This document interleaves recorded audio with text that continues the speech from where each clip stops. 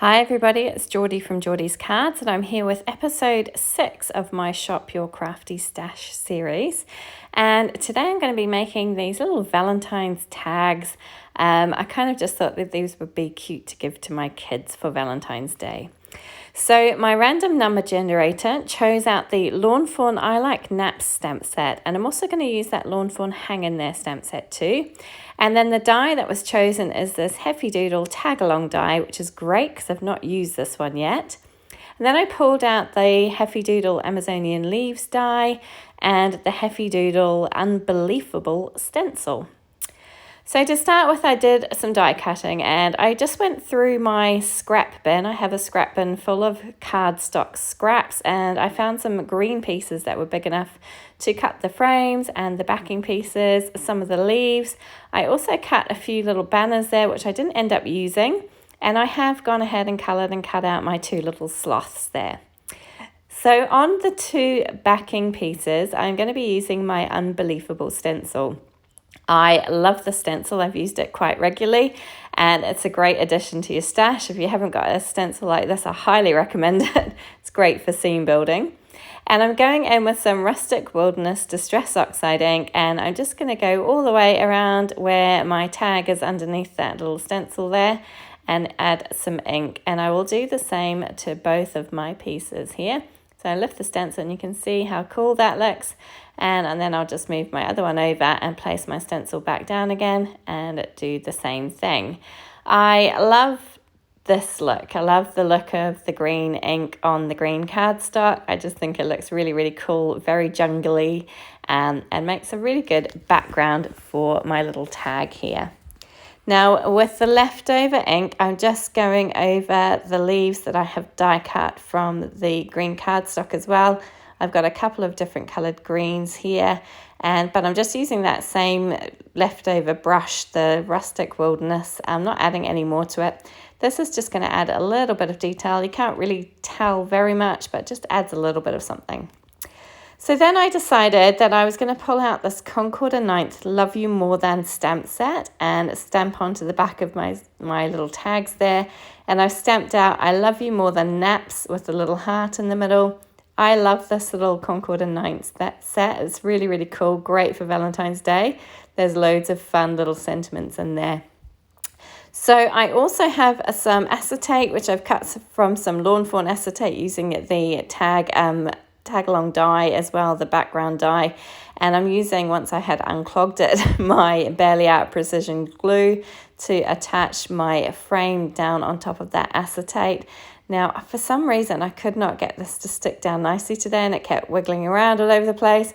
It did get there eventually, but it did take a little bit of time to get it kind of perfectly lined up. Once I'd done the first one, I did the same with the second, of course, just removing the little piece from the inside, the hole of the tag. So once I've added all the glue on, I'll go ahead and try and line this up nice and neat. I don't know about... I always seem to get in a bit of a mess when I'm using glue and acetate to make a shaker. I don't know about you. As you know, if you've watched my channel before, I'm rather clumsy. So I do tend to get glue and stuff everywhere. I try and be neat, I really do.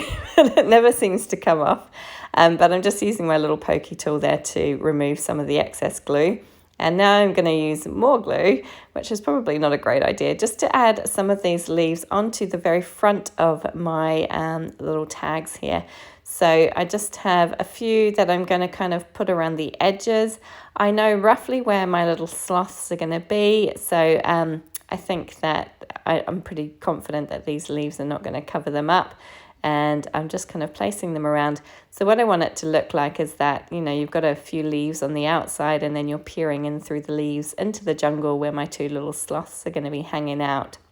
So that's why I kind of wanted to add a little bit more to the front because I think it adds a nice bit of dimension to the front. So I'm going to bring out this acrylic stamping block to hold those leaves down while I carry on with everything else. So now I have my background piece again and my little sloth. So I've got one for each tag.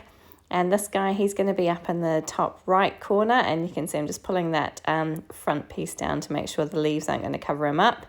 And now I'm going to try and figure out where this guy's going to go and just make sure he's not going to be covered up by the leaves. And once I'm happy, I'm going to go ahead and glue him down as well. And I think these sloths are just so cute. I have coloured them in 2 different ways today. So one I used my E80 markers on, and one I used my E70 markers on. And I actually think I like the E81 better. It's kind of a bit more of a, it's almost like a khaki colour. It's not exactly green, it's still brown, but it's kind of got that khaki greenish tinge to it, which is perfect for a sloth, I think. So I just added one more leaf onto the front of that one. I felt like it was a little bit empty. And now I have gone ahead and used my Heffy Doodle foam strips to add all the way around the edge of each of my frames. And now I'm using my powder tool to go around the edge of that foam and also over those little sloths, because I don't want all the glue to be sticking and holding my sequins down in place when I put them in here. So I am using these Lucy's Little Things. This is the Jade Sequin mix, and as you know, I don't like to overfill my shakers, but I like to have enough room for them to move around. I like the sound of them better when they're not over full. I like them to be able to rattle and move and shake around, and I find that if you overfill them, they can't do that quite so well. So once I'm happy, I remove the backing paper and I stick these down, obviously trying to line them up so that everything matches, particularly the hole at the top there, and just trying to make sure that everything is nicely lined up. And once that is done, that's pretty much my little shaker done. So I decided not to add any sentiment or anything to the front. I'm just going to use these, as I say, as a bit of a Valentine's kind of card, I guess, to give to my kids. So I figured that they don't need any sentiments on the front. It's got the cute sentiment on the back. So just to finish off, I'm adding these little reinforcement rings to the front and back of each one. I've cut them from the same colour that I used for the background piece, and it looks kind of nice on the front there. Stands out from that limey green colour that I've used for the frame. And as I say, I can't tell you what this cardstock is. These are all just green cardstock scraps from my scrap bin, so I'm not 100% sure which brands they are or what colours. But yeah, I always keep all of my cardstock scraps in a bin because I know that I'll be using them again. I hate to throw anything out. So I just keep them there, and then when I'm doing a project like this, which isn't as big as a full-size card, I rifle through it to see if I can find anything that will work.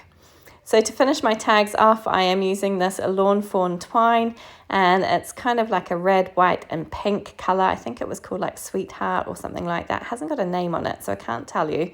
But it's this lovely colour, and I thought it worked well for Valentine's Day and kind of coordinates with that red heart that I've stamped onto the back of my little tags here. And while I'm giving these a little shake, let me tell you about the winner of our Fab 5 Old and New Lawn Fawn Hop. The winner is Michelle Novella. Michelle, you have been lucky enough to win that $25 Lawn Fawn gift card. Please do email us. I will leave the email address down below. You need to email Kate Crafts, and she will forward your details on to Lawn Fawn, who will send you your voucher. Thank you all so much for watching today. Please do give this one a thumbs up if you enjoyed it. Please feel free to subscribe to my channel. I'd love to see you come back again, and please leave a comment down below. I'd love to hear from you. Once again, congratulations, Michelle, and thanks for watching.